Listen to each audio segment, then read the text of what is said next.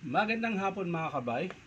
So ito yung pampito ko na repair mga kabay. 39387 pa rin mga kabay, letter G. So yan, nakasaksak na po yan.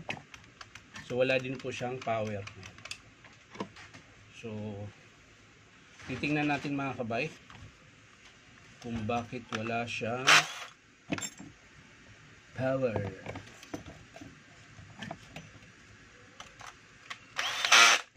So unahin natin dito sa kanya. Ayaw pumasok sa kanyang carbon brush.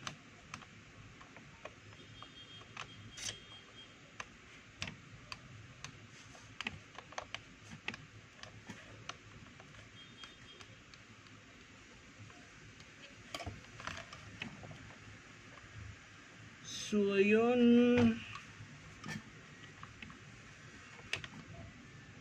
meron naman mahaba, kalahati yung kanyang carbon. Bakit ayaw? Ay, mahaba pa sa kabila. Tingnan natin yung kabila. So yan, mahaba pa mga kabay. Kalahati pa po yung ano niya, yung carbon. So hindi dyan ang problema, baka wiring na naman ito.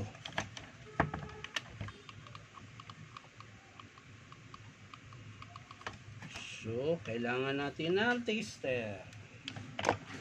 Tester tayo ulit. Tester natin yung dulo mga kabay. Ayan, ito munang brown. So meron sa blue, di abot. Ay, ito. So meron sa switch. Natin yung switch niya mga kabay. Baka dito naman sa switch.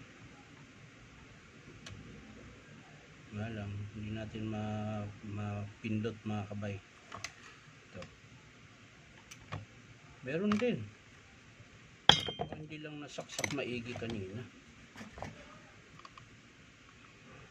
Baka hindi lang nasaksak maigi kanina mga kabay.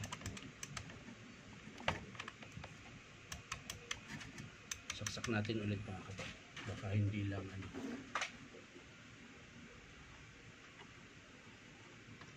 Okay.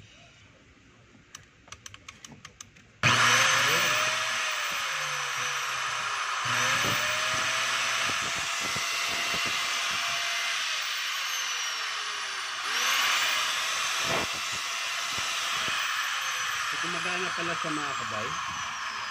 Wala lang siyang plug. Tsaka di ko alam bakit tinatalian to ng alambre. Putulin natin. Nakakasugat. Check na lang natin yung loob mga kabay kasi gumagana naman siya. At bakit dinala nila rito? Baka nagkamali lang ng dampot. So dahil dinala rito mga kabay, gumagana, magpapalit na lang tayo ng carbon kahit kalahati pa siya. Dahil ayun pero i-check muna natin yung kanyang armature mga kabay. Kung bakit dinala dito na gumagana naman.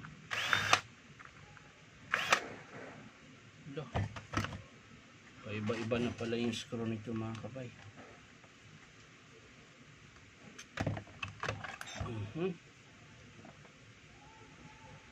So ayan mga kabay, ang ganda pa ng armature niya. Ayun, maalog dito siguro sa bearing. So yun, bearing mga kabay ayan, laki ng palag. So kaya pala dinala dahil may sira talaga.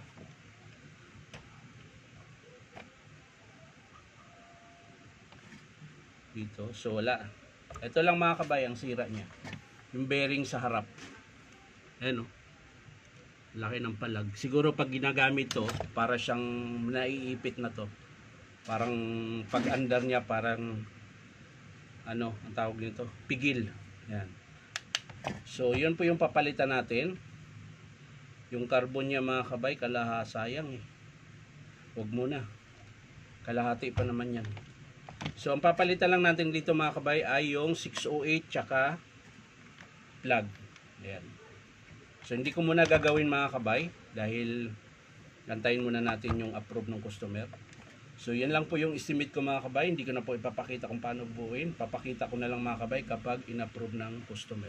So, maraming salamat mga kabay sa panonood at pa-like and share na rin po. Bye-bye.